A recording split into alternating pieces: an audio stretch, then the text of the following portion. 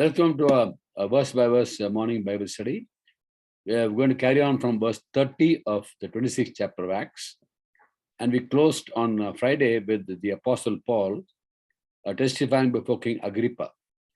As he's testifying, there comes a point of time when he asks King Agrippa a question. King Agrippa, do you believe the prophets? I know you do.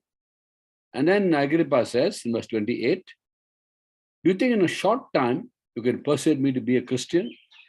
And then Paul replies in 29th verse, short time or long, my prayer is not only you, all who are standing here may become what I am, except for these chains. In other words, he was in chains as he testified before King Agrippa. This is not short time or long time. Not only you, I wish everybody was as I am. Telling a king, I want you to be like me, but not with these chains. What a bold statement he's making. And here's a man who was not a naturally gifted speaker, not a trained speaker, unimpressive personality, speaking amounted to nothing, according to 2 Corinthians 10:10. But he prayed for the churches to, asked churches to pray for him for boldness and clarity, Colossian church and Ephesian church. And then you see the evidence of that, the answer to prayer. He's testifying boldly before a king that he wants the king to be like he was, except for the chains. Now, after this happened, verse 30, we read, response of the people.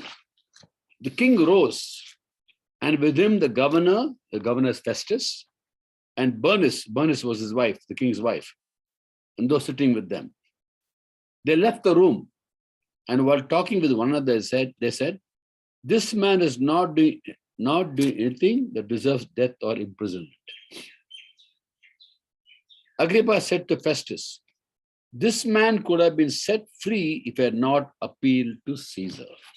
They found no fault with it. Remember, please, that these are Romans, and they were only concerned about any prisoner, any under trial, breaking the Roman law. And Paul had not broken any Roman law, neither had he broken any Jewish law, but the Jews made a complaint against him. King Agrippa tells Governor Festus he could have been set free. He's appealed to Caesar, so let him go to Caesar, let him go to Rome.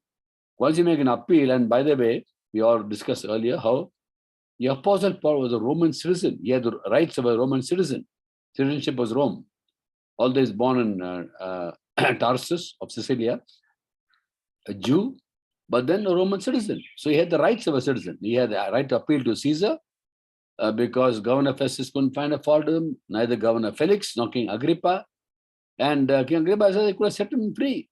But he's appealed to Caesar. We can't deny him that right to go before Caesar. But the reason why Paul appealed to Caesar was because God had told him, Jesus had told him, in the book of Acts, 23rd chapter, verse 11, just to testify about me in Jerusalem, shall testify in Rome. The Lord told him, you will go to Rome, you will testify before Caesar in Rome. And that's why he appeals to Caesar, to fulfill what God already told him when he was in Jerusalem. That's why he appeals. Now, from 27th chapter, we begin the final journey, earthly journey of Paul to Rome. And we all know that after that, he was killed in Rome, according to church tradition. He died in Rome. But the last journey, he's finished 3 missionary journeys. Last journey from Jerusalem, from Caesarea to Rome. And last on Friday, we shared with you a map, which actually Sunday had sent to me some time back. I put that map on, I think Sushma put the map on the screen. I request you to either take a screenshot of it or take a photograph of it and to keep as a reference, because they're going to follow the route. These 2 chapters, 27 and 28 chapter, record like a story, a historical account of Paul and his fellow prisoners going to Rome in a ship. They changed ships actually at a particular place, but they'll set forth from Caesarea to Rome, and we're going to follow the route and what will happen along the way. It's a wonderful story. This is where history, geography, and Bible come together. Always is like that, history, geography, and Bible, because Bible is a historical fact, and geography is important to understand so that you have a mental picture of what was happening in those days. So let's go on from 27th chapter, verse 1. You can have the map with you if you downloaded it or you take a picture. And as you read this, you can follow the map. verse 27, chapter 27, verse 1. When it was decided that we would sail for Italy, Paul and some other prisoners were handed over to a centurion named Julius, who belonged to the imperial regiment. Centurion, we all know, is a soldier or a leader, a military leader, who had 100 people under him. Centurion means 100. Centurion means 100 people under him. So he's handed over to Julius, the centurion, who would take care of him, belonged to the imperial regiment. We boarded a ship from Adramyttium about to sail for ports along the coast of the province of Asia.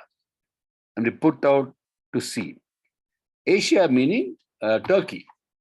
Those days, Asia actually meant today's Turkey, central Turkey and western Turkey. In fact, almost the whole of Turkey.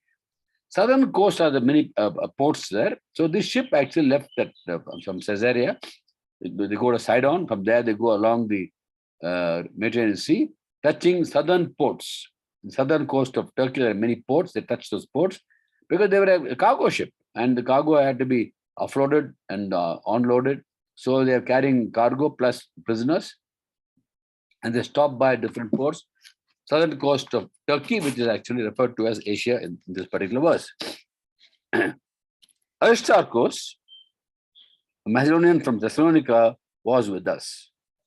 Now, Paul had many companions. If you look at the 20th chapter of Acts, maybe you read that, verse 4, Acts 20, verse 4, we read about the people who always accompanied Paul, now and then, not always, now and then they accompanied. He went with a lot of people along with them, all people who are understudies to Paul. And 20th chapter of Acts, after he goes to Ephesus, we see about how he set sail to from Ephesus, and the certain people accompanied him. Could you read that, please? Acts 20, chapter verse 4.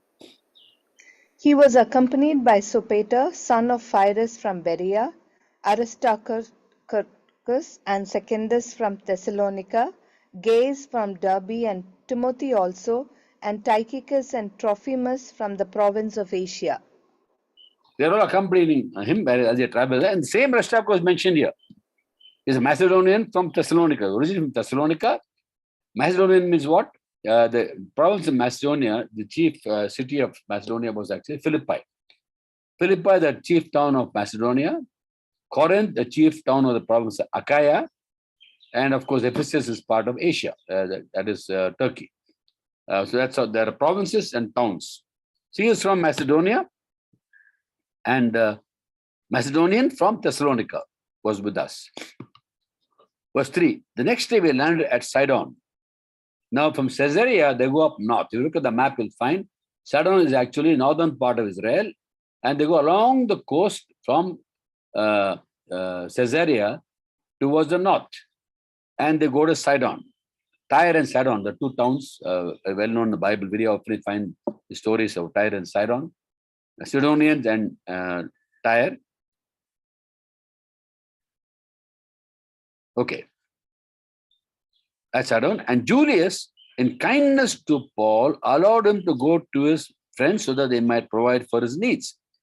God granted favor in the sight of Julius for Paul. Julius was favorably inclined towards Paul. He allowed him to go to his friends so that they might provide for his needs. From there, meaning from Sidon, we put out to sea again. And from Sidon, they went westwards. Now, Mediterranean Sea on the western side, isn't it? And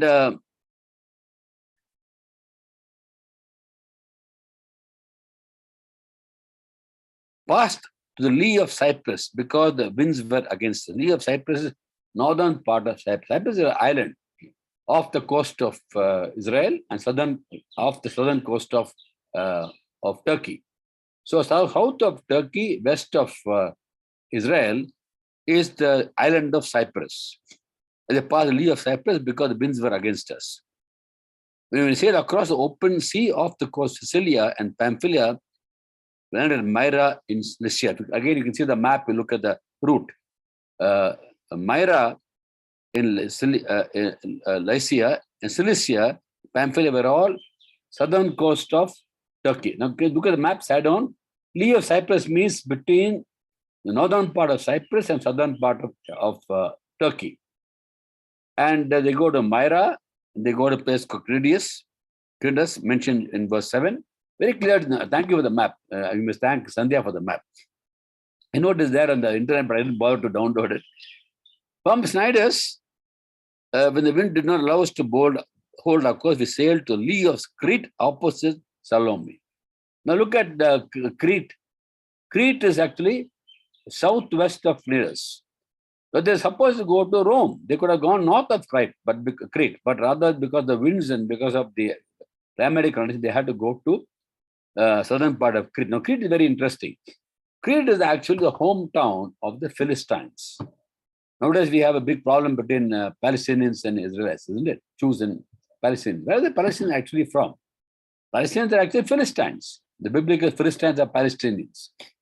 And they are fighting for the homeland. Our homeland is Israel. We are Palestine. We belong to that place. Actually, if you read in the Bible, Amos chapter 9, verse 7, can you read, please? Amos chapter 9, verse 7. You understand from that verse the actual original place of the Philistines or the Palestinians. What is their hometown? It's not Israel.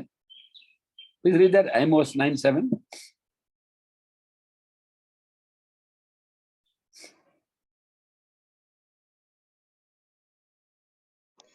Amos 9:7. Are not you Israelites the same to me as the Cushites, declares the Lord. Do I read further? Yeah, read further. Did I not bring Israel from Egypt, up from Egypt, the Philistines from Caphtor, and the Arameans from Kir? Philistines from Caphtor. What is Caphtor? You look at the footnote of if you have a Bible, you look at the footnote. Caphtor refers to Crete. So Caphtor, Phtor, Caphtor is actually Crete. So actually Philistines are from Crete. That's their hometown. So it's very interesting, Crete. Now Crete actually was the place where actually Titus was an elder. Titus and Timothy were actually understudies to Paul. And Timothy was an elder in Ephesus. He was our leader of the church in Ephesus, whereas Titus was a leader of the church in Crete. So Crete is very significant in the Bible. And they go past Crete, opposite Salome. We moved along the coast with difficulty and came to a place called Fair Havens near the town of Lasea. Can I again show the map? Let's look at where Fair Havens is. Fair Havens is the southern part of Crete. What do you say, Fair Havens? Yeah, very clear. Lasea is also mentioned there in the map. So from Cnidus, they go southwest because of the winds, land at Fair Havens, and around Lasea. Much time had been lost and sailing had already become dangerous because by now it was after the fast. Now, look at the map. Actually, the shortest way to go to Italy is go from Cnidus, go westward. Pass southern coast of Achaia and then go. Why did they go down south? Because of the winds, because of climatic conditions. There's one more reason why. Later on, we're going to see why they had to go that way. God had a plan. Why they had to go that way. Nothing is by accident in the Bible. The winds are ordained by God. That's why they had to go past Fair Havens and then they settled open sea. Open sea means a lot of storms will be there because there's no the winds blow very fast. Suddenly storms come in the open sea. And so that the reason why they had to go and sailing became very difficult. Much time had been lost. By now it was after the fast. What is the fast? Now there's something called in the Jewish tradition a festival called Yom Kippur. Yom Kippur is celebrated around the month of September. It is basically the day of sacrifice. Once in a year, a sacrifice will be made in the temple in Jerusalem. And we read that in the book of Hebrews chapter 10, verse 1 to 4. Could you read that, please? Hebrews chapter 10, verse 1 to 4. This is basically the reference to the fast. Once in a year, the high priest enters the most holy place to make sacrifice. 10, 1 to 4. The law is only a shadow of the good things that are coming, not the realities themselves. For this reason, it can never, by the same sacrifices, repeated endlessly year after year, make perfect those who draw near to worship. If it could, would they not have stopped being offered? for the worshippers would have been cleansed once for all and would no longer have felt guilty for their sins. But those sacrifices are an annual reminder of sins because it is impossible for the blood of bulls and goats to take away sins. Those sacrifices are an annual reminder of sins. Once in a year, once in a year, there'll be a festival or a festival followed by a sacrifice where the high priest enters the most holy place for sacrificing for himself and sins of people. The Lord gather in the temple in Jerusalem and make a once in a year sacrifice, an annual reminder of sins. Those sacrifices will never take away sin. So Yom Kippur is celebrated as that day, Day of Atonement. Day of Atonement. If you look at the footnote in the Bible, maybe you'll have it in the Bible. It says Day of Atonement. So, and even today, Jews follow that. They don't have sacrifices today. There's no temple to sacrifice. But then they remember that particular day where the forefathers used to offer sacrifice, the day of temple, on the Day of Atonement. That's called Yom Kippur. Yom Kippur celebrated even today in Jerusalem. Big festival. Without a sacrifice, but remembering the old tax sacrifice of the forefathers in the temple in Jerusalem. Let's carry on. Verse 9, second part. So Paul warned them, men, I can see their voyage is going to be disastrous and bring great loss to ship and cargo and our own lives also. Paul knew it's going to be a difficult voyage, but he knew fully well they will reach Rome. You know why? God told him, no, you will testify about me in Rome. So he knew that they would reach Rome. Unlike the apostles in the book of Luke. Okay, read that. Luke 8 chapter, verse 22 to 25. Luke 8, 22 to 25.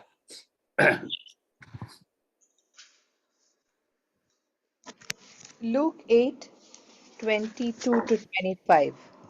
Jesus calms the storm. One day Jesus said to his disciples, "Let's go over to the other side of the lake." So they got into a boat and set out. As they sailed, he fell asleep. A squall came down on the lake so that the boat was being swamped and they were in great danger. The disciples went and woke him and saying, "Master, Master, we are going to drown." He got up and rebuked the wind and the raging waters. The storm subsided and all was calm. "Where is your faith?" he asked his disciples.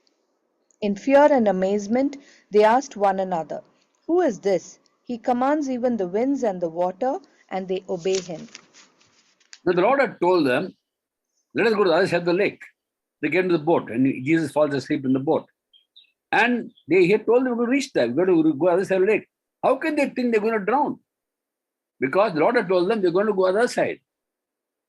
So they should believe they'll reach there. They are supposed to not wake up Jesus. What if they rebuke them? In Luke, he says, Gospel of Luke, the same thing he mentioned, and Gospel of Matthew, the same thing he mentioned. He rebukes them for the lack of faith. The Lord never expected them to rebuke the winds and the waves. He expected them to believe what he had said. We're going to go other side, we'll reach there. If I said we're going to go there, we're going to reach there. Why do you doubt? The storm is there. You don't like the storm. You feel scared. Close your eyes. Don't wake me up.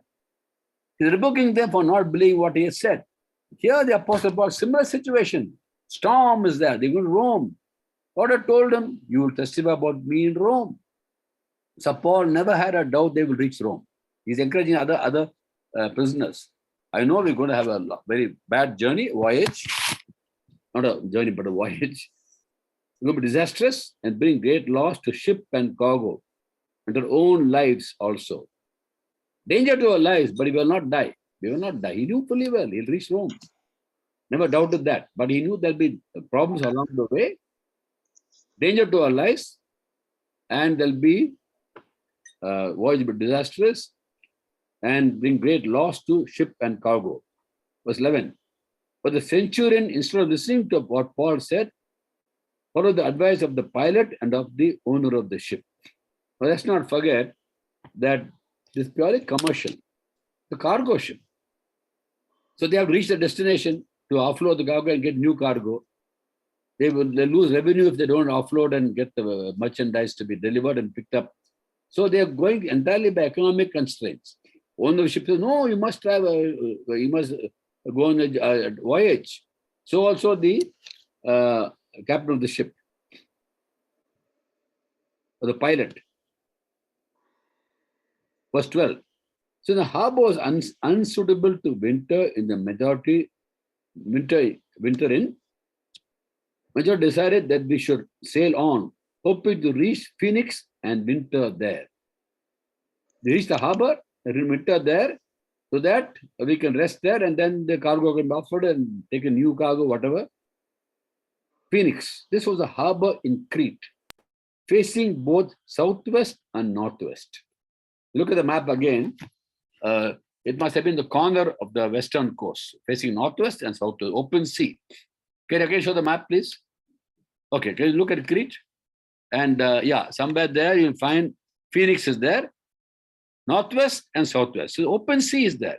So they're stopped by, and they're supposed to not go on a voyage, but then the pilot and the owner decided we should travel. But Paul said no. They won't listen to Paul. Verse 13. When a gentle south wind began to blow, they thought to obtain what they wanted. So they weighed anchor and sailed along the shore of Crete. Before very long, a wind of hurricane force called the northeaster swept down from the island. Northeaster means from the northeast towards the southwest, and they're going south and southwest. Swept from the island. The ship was caught by the storm and could not head into the wind, so it gave way to it and were driven along. As we passed lee of a small island called Cauda, we were hardly able to make the lifeboat secure. Lifeboat secure. When the men had hoisted a boat, they passed ropes under the ship itself to hold it together. Fearing that they would run aground on the sandbars of Syrtis, they lowered the sea anchor and let the ship be driven along. We took such a violent battering from the storm that the next day they began to throw the cargo overboard. They had to lighten the ship. The cargo had to be thrown overboard because otherwise the ship would drown. The ship would sink rather, not drown, sink. Verse 19, on the third day, they threw the ship's tackle overboard with their own hands. When neither sun nor stars appeared for many days, the storm continued raging, we finally gave up all hope of being saved. Now, when the writer says we, who's we? Who's writing this? Luke. Luke joined Paul's missionary journey from the 16th chapter of Acts. And he's also among the people who are going to Rome. So Luke wrote the book of Acts. And he says, we gave all hope of being saved. He thought we were going to die. Paul didn't think he's going to die because he knew he'll reach Rome. But Luke must have thought we were going to die. Verse 21. After the men had gone a long time without food, Paul stood up before them and said, men, you should have taken my advice not to sail from Crete. Then you would have spared yourself this damage and loss. But now I urge you to keep up your courage, because none of you will be lost. Only ship will be destroyed. Keep up your courage. He's encouraging them. Don't give up hope. Keep your courage, because none of you will be lost. Only ship will be destroyed. How do you say that? Something happened the previous night. Look at verse 23-24. Beautiful. Last night, Paul is saying to the prisoners, last night, an angel of the God whose I am and who I serve stood beside me. Angel of God whose I am. I belong to that God. He bought me by his blood. I belong to him, whose I am and who I serve. Today, we belong to Jesus, so we serve Jesus. How wonderful. Once you belong to him, you don't live for yourself, you live for him. So here it says, I belong to a particular God whom I'm serving. Angel of that God appeared to me last night. What did the angel say? Verse 24. Don't be afraid, Paul. You must stand trial before Caesar. And God has graciously given you the lives of all who sail with you. Oh, beautiful. Don't be afraid, Paul. Paul maybe had an inkling of fear again. Human, he's being human. He knew he'll reach Rome, but then fearful thoughts come. And the angel said, don't be afraid. reminding him about what the Lord told him when he was in Jerusalem. Acts 23:11. To read that again, Acts 23:11, just for us to refresh our memory. Present chapter Acts was 11. The Lord appeared to him in Jerusalem and told him something. Acts 23:11. The following night the Lord stood near Paul and said, "Take courage. As you have testified about me in Jerusalem, so you must also testify in Rome." Okay, this happened when he was in Jerusalem. Take courage. You must testify before me in Rome. What do the angels say? Same thing. Don't be afraid. You must stand before Caesar, and God grace given the life for all who sail with you. And he tells the people, same thing the Lord told him in Jerusalem, take courage. Now, who's losing courage here? The prisoners. Paul was already confronted by an angel. He told him, reminding him of what the Lord told him long time back. You must stand trial before Caesar. God's grace has given you the lives of all who sail with you. You are going to be saved. Not only you, all who are in the ship are going to be saved. So Paul is encouraging the other prisoners. Don't be afraid. Take courage. Verse 25. So keep up your courage, men, for I have faith in God. It will happen just as he told me. What told me is going to happen. Is as compared to the disciples sitting in the boat in Luke 2nd chapter, 8th chapter, 20 to 25. The Lord going to the other side of the lake. They got scared. They didn't believe that when he said we're going to reach there, we're going to reach there. They lost courage. They lost faith. We're going to drown, we're going to drown. By the way, they were all fishermen. A fisherman knows swimming, no? Why should they feel they'll drown? Every fisherman knows how to swim. So how can they think they're going to drown when they're in the boat? They look at the storm and they forgot they're fishermen who know swimming, but they're going to drown. Look at Paul. He said, I keep a courage, men, for I have faith in God. It'll happen just as he told me. Verse 26. Nevertheless, we must run aground on some island. What he's saying is we're going to run aground. Ship will be damaged. We'll suffer loss to cargo and ship. We will be saved. Some island we have to run aground. We didn't know which island it's going to be. It happened to be Malta. We're going to see that in 20th chapter of Acts.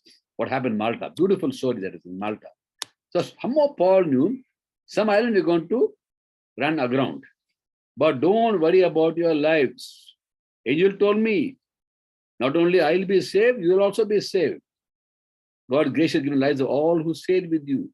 You will go and testify before Caesar in Rome.